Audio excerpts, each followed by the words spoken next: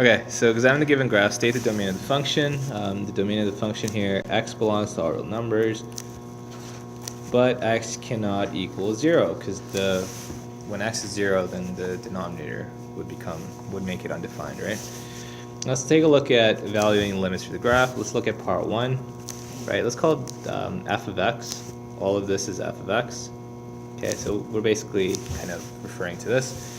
So we can see that limit as x approaches 0 from the right side of f of x. If we look at the graph, right, we're approaching 0, or the vertical asymptote, from the right side.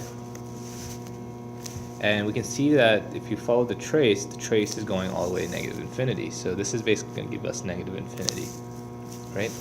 Now, for part 2, limit as x approaches 0 from the left side, we're looking at approaching 0 from the left side. We're moving this way, right? And you can also notice here that the graph is going, it won't touch the vertical asymptote, it'll keep going down. So f of x here is equal to negative infinity, right? Both of these values doesn't exist because they're not a finite value, right? Whenever the limit of the left or right-handed side of a function, if the limit of f of x is equal to positive or negative infinity, and the limit of the right-handed limit of a from the right side of f of x is equal to positive or negative infinity, this usually implies that x is equal to a implies a vertical asymptote. Okay, there's a vertical asymptote at x is equal to a. Okay, so that's basically what it refers to, right? And in this case, we figured out the left-hand limit and the right-hand limit.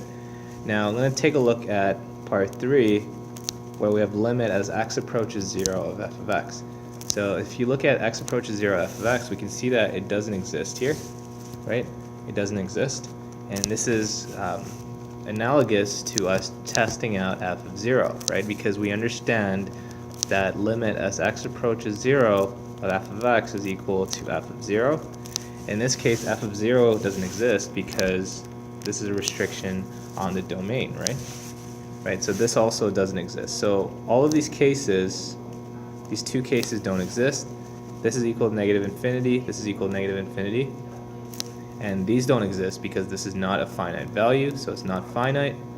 So therefore, x is equal to 0 is discontinuous. And this actually represents a type of discontinuity called an infinite discontinuity. Okay, so this is a hallmark feature of an infinite discontinuity, and an infinite discontinuity is a vertical asymptote. Okay, so this is an example of an infinite discontinuity.